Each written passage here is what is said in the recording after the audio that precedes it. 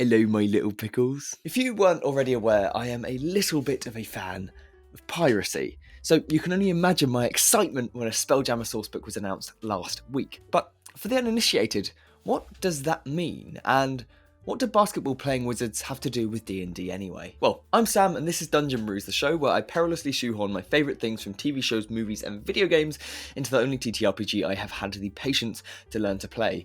And this is an idiot's guide to piracy on the high Astral Seas.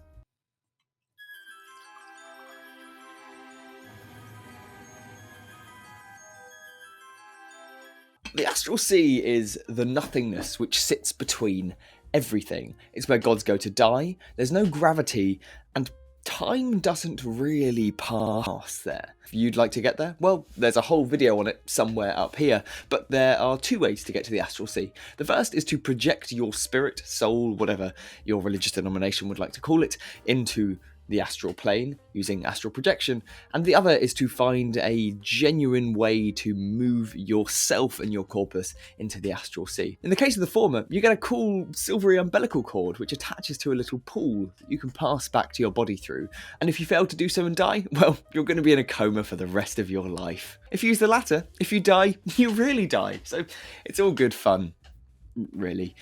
So considering the risk, why would you ever want to go to the Astral Sea? Sky piracy. And the best kind of sky piracy is the spelljamming kind. Spelljammers are giant mind ships. They're controlled by a player sitting at the helm and casting magic to get the boat? Ship? The spelljammer to move. The higher the spell slot you use, the faster the ship travels. You may well be asking, what kind of treasure can you find in the Astral Sea? Well, there is plenty of wildlife, and by wildlife, I mean people who want to kill you. There are the Gith, highly obedient, militant hippo people. There are the Gith, not to be confused with the former, which are former humans which were kidnapped from the prime material plane at some point in the past by illithids, mind flayers, experimented on, and now they're deeply spiteful and very, very understandably angry.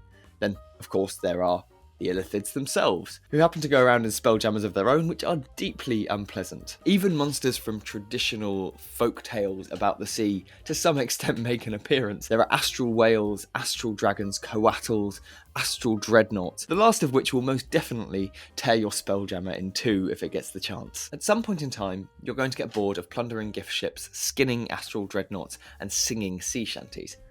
Where do you go from there? Well, the Astral Plane is admittedly very, very sparse, but it does have a capital city in the form of Tunarath. And for the sake of tradition, it is indeed a hive of scum and villainy. Tunarath is a city run by the Gith, built upon the corpse of a six-armed deity. Conveniently, those six arms function as docking stations for spelljammers coming in and out of the city to sell their wares. If you don't fancy spending your time inside the body of a demigod, you can also head through astral colour portals to the domains of deities. You can go to the Abyss, to the Nine Hells, to Elysium, to Mount Celestia. The Astral Plane is functionally the sea between a multitude of interesting continents that you can head to. If you want to head out in a spelljammer into the Astral Sea, it might seem like you have to wait until the publication of that sourcebook. That is, however, not strictly true, because the 4E version of Spelljammer has already been converted directly into 5E by Ubiquity. It can be found on GM Binder, there is a link below, and I highly recommend digging into it. It's some wonderfully executed homebrew, and a good way to whet your taste buds before you have the opportunity to formally go in to the new setting. If you want to see how the Astral Sea and spelljamming play out in 5th edition, you can head to our Twitch channel, twitch.tv/rolltogetherrpg, from Monday the 16th of May through to June, 6 weeks later, and you can capture some amazing chaos in Anarchy at the Astral Sea. Otherwise, if you want to keep seeing idiots' guides to things in D&D, or some pretty hastily slapped together homebrew, you can subscribe here on YouTube and come back every weekend for another episode of Dungeon Brews. Dungeon Brews.